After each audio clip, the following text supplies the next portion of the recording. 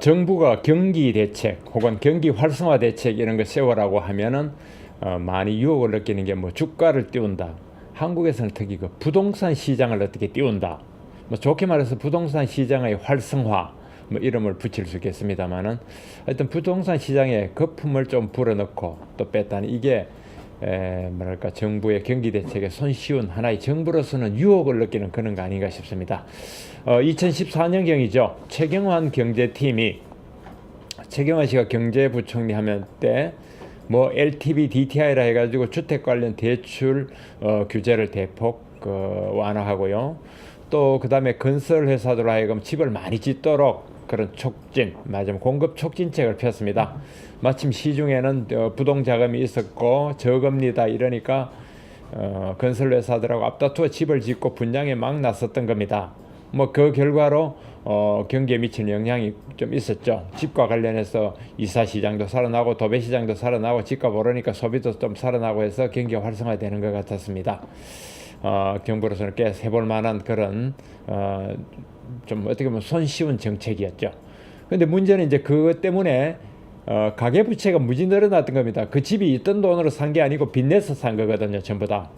묶는다고 하지만 적어도 집값의 절반 혹은 그 이상의 막 그에 육박하는 빚을 내 가지고 집을 사다 보니까 가계가 빚이 너무 늘어났습니다. 한국은행이 오늘 25일 발표한 바에 따르면은 우리 가계 빚이 1257조 원, 그건 1260조 원에 육박합니다. 이대로 가면 10년 만에는 1300조 원이 된다고 합니다. 이게 얼마나 많은 숫자냐면 2008년도에 720조 원이었거든요. 불과 8년 새 배까지는 아니지만 720조에서 1260조 원이 될 정도로 늘어났고 올 상반기에만 54조 2천억 원이 늘었습니다.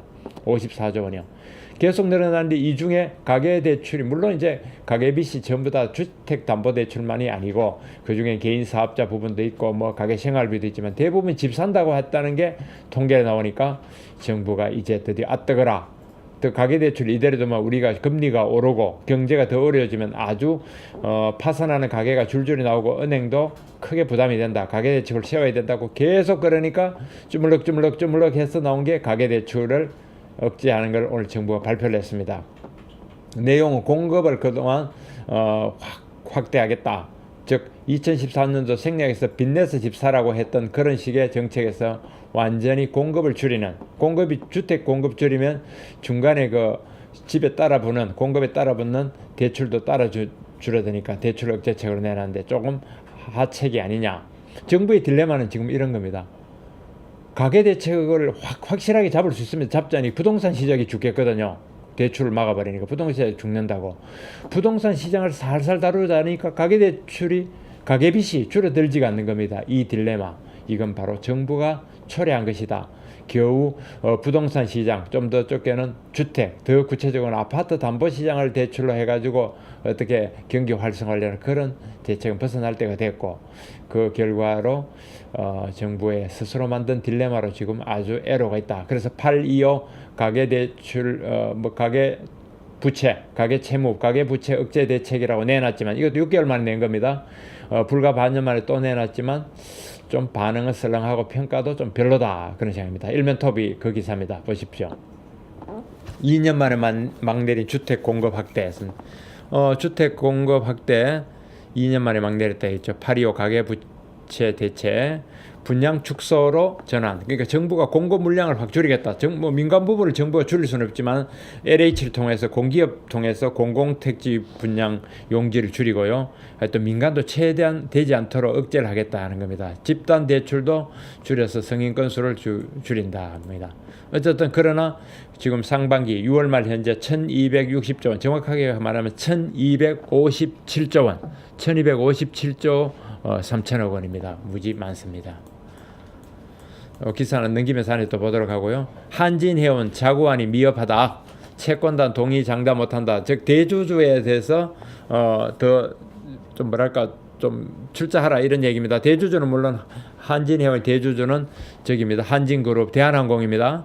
한진그룹. 그래서 산업은행에 계획안을 제출했지만 산업은행 채권단이 좀 퇴짜를 냈다. 조양호 회장 개인 돈 내든지 대한항공에서 좀 더 내라 그 얘기입니다. 해운 구조 조정이 좀 어렵네요. 현대상선은 지금 비교적 잘 돌아가고 있는 상황입니다. 저출산 대책이라고 또 정부도 내놨습니다. 모든 난임 부부, 결혼한 부부가 아기를 가지려고 했는데 잘 안 되는 경우 난임 부부에게 시술비를 준다고 합니다. 한 10만 쌍이 해당이 된다 그러고요. 아빠의 육아휴직제도 월 200만 원까지 준다고 되어 있습니다.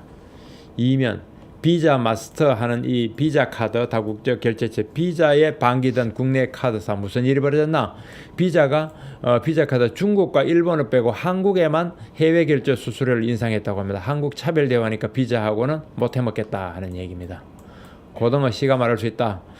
일본이 중국 겨냥해서 북태평양 남핵 방지 규제 제한을 국제기구에 제안했다는 겁니다. 법인세 오해와 진실에서 법인세가 지금 야당이 법인세를 올리자고 하죠. 우리 적다고. 이번에 부자 정세 중에 하나로 법인세 정시안이 별도로 정부안과 별도로 지금 국회에 나와 있습니다. 그러나 실제로 봤더니 감세 혜택 집중됐다는 대기업 실질적으로 세부 부담이 2년째 늘었다. 세부 부담이 2년 전에 16%에서 법인세 부담이 물론 이익의 16%에서 그다음에 재작년에 16.1 그리고 작년에 16.6으로 늘었다는 그런 통계입니다. 국민경제자문회의와 조세경제연구원의 정책토론에서 나온 얘기입니다. 대기업일수록 실효세율 상승폭 커. 실효세율이라는 건 세율과 관계없이 실제로 내는 세금 얘기하는 겁니다.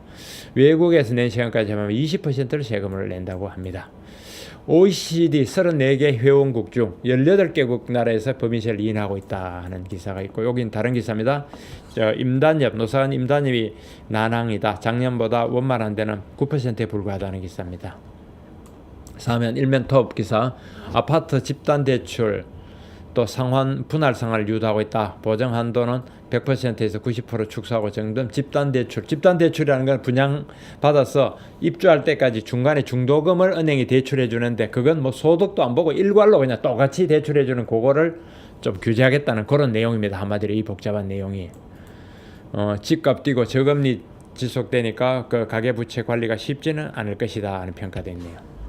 오면 그동안 빚내서 집 사라고 했던 정부 정책 분양 물량 줄이겠다. 특히 LH 택지 공급 절반 축소 그런 얘기 나와 있고요. 서울 경기의 신도시의 몸값이 오를 것이다 라는 전망도 있습니다. 전매 제한 같은 이런 거는 이번에 빠졌고요. 뭐 자세한 내용은 생략입니다. 그래서 정부는 LTV, DTI 같은 이런 주택 담보로 한 각종 규제, 소득에 대비한 규제라든가 주택 가격에 대비한 규제 요거는 강화할 계획이 없다. 그렇게 발표됐습니다. 정치면 추경 예산 30일 처리 합의했다. 가봐야 알죠. 말로만 어떻게 될지 뭐 이미 늦어도 한참 늦어서 필요한지도 모르겠습니다만은 최경환 그다음에 안종범 빼고 서별관 청문회 한다 했고요. 청와대로 몰려간 더민주당 초선 28명 세월호 어떻게 해달라 뭐 그런 얘기하네요. 김정은은 갈수록 아주 기고만장이네요. 그런 기사들입니다. 이 시리즈 마지막인가요? 대한민국의 미래를 바라보는 브레인이 없다. 정말 브레인이 뭐 그동안 정부도 없다, 정당도 안 된다, 한국은행도 없다 이런 시리즈인데 오늘은 한국 경제, 이 우리나라 경제에 대해서 무관심한 경제학자들도 지금 연구 안 하고 쓴소리를 하지 않는다 이야기입니다. 학자들이 이 역할을 하지 않으면 누가 합니까 이제? 국제면 미국과 EU의 외교전으로 번진 160억 유로 애플세 무려 24조 원 전쟁이 벌어졌다고 합니다. 세무조사 결과 앞두고 충돌. 그러니까 이제 애플이 세금을 안 내기 위해서 이제 유럽으로 튀고 이렇게 조세 낮은 지역으로 가는데 뭐 국가 간의 이 딜이 계속 벌어지고 있는 그 상황입니다. 중국의 반도체 굴기는 실패할 것이다. 컨설팅사 베인앤컴퍼니 보고서가 그렇게 나왔습니다. 일본에서 AI 인사과장이 직원 채용한다고 하네요. 재밌습니다. 이제 기계가 사람을 채용한다. NEC가 개발했습니다. 서류 전형서 활용. 그러나 실제로는 프로그래밍이 따라간다 이 말이죠. 이런 걸 두고 기계가 사람을 채용한다고 하면 바보 같은 소리입니다. 제가 그렇게 말은 했지만 실제로는 사람이 짠 프로그램에 따라서 적임자를 찾아낸다. 이렇게 말하는 것이 정확한 표현일 것입니다. 자율주행 택시 세계적 첫 시험운행 미국 아닌 싱가포르다. 노르웨이 여성 여성 징병제, 아이고 눈매가 무섭습니다. 미국의 경제 금융위기 전 2007년과 닮았다 하는 얘기가 나오고 합니다. 주택 가격, 실업률 등등 회복했는데 정시나 부동성의 거품 가능성이 우려되고 있고요. 중국의 P2P 대출 규제 1인 100만 원 위안으로 제한한다. 중국의 P2P가 잘 나가고 있죠. 금방 보셨죠?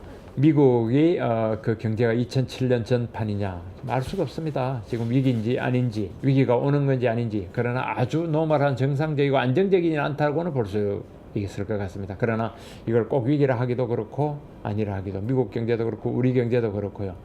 대출을 막 가계 대출을 위험하다고 모두가 말해서 줄이자니 부동산 시장 죽는다 그러고, 부동산 시장을 살살 다루자니 가계 대출은 계속 통제선 밖으로 튀고 있고, 너무너무 어려운 그런 상황에 우리가 하루를 이어나가는 것 같습니다. 그래도 막 그 사이에 기술이 발달해서 무인 자동차가 싱가포르에서 먼저 간다 하고, 이스라엘에서는 군인차가 무인차가 나가고, 드론 과학기술이 발달하고 신제품이 계속 나오고 하는 것은 우리에게 굉장히 희망적인 일 아닌가 싶기도 합니다. 그런 희망이 많아질 때 또 미래는 전체적으로 밝아지겠죠.